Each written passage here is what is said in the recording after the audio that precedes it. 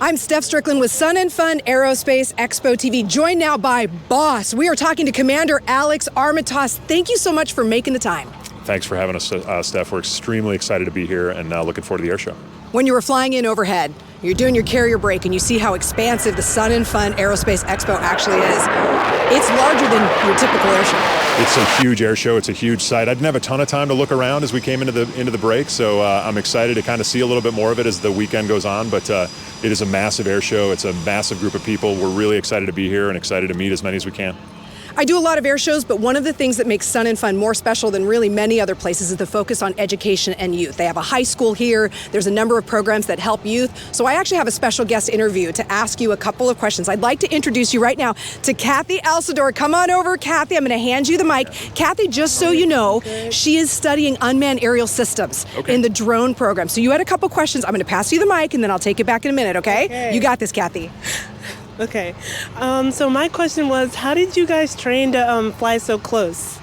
That's a great question, Cathy. It's kind of a building block approach. We start back in early November, and we start flying our maneuvers in early November, and it's just repetition and practice. So we'll start out further apart. We'll fly maneuvers over and over and over, and as we get better at them, we'll get the jets a little closer, we'll get the jets a little lower, and we'll continue to do that until we get to kind of an air show set. Okay, and then my next question would be, how did you end up joining the Blue Angels?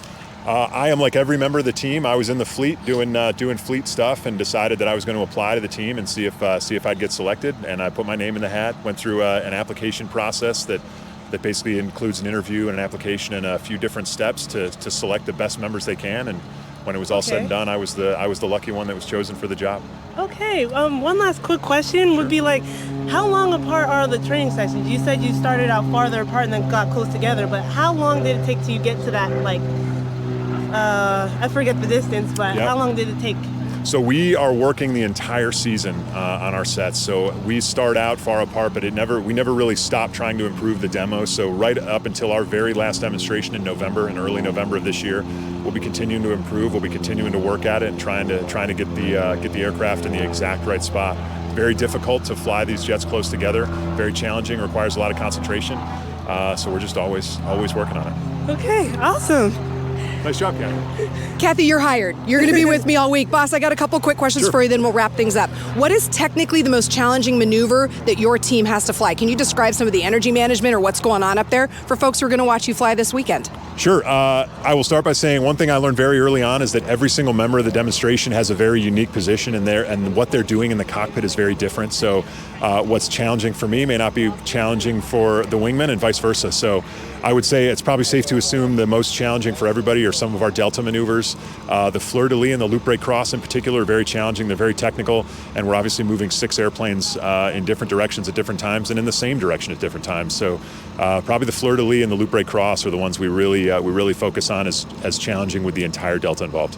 And people may not realize the planes on the jets on the outside are moving at quite a different speed than the jets sort of around the pivot axis, if you would. They are. I would offer to people to pay attention to the rolling maneuvers and think about how difficult those can be when.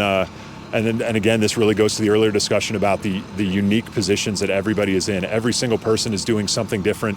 The right and left wingman, the slot position, the solos, they're all doing something different in the cockpit to stay in position, especially on the rolling maneuvers where we're all rolling about one axis but moving our airplanes in different directions.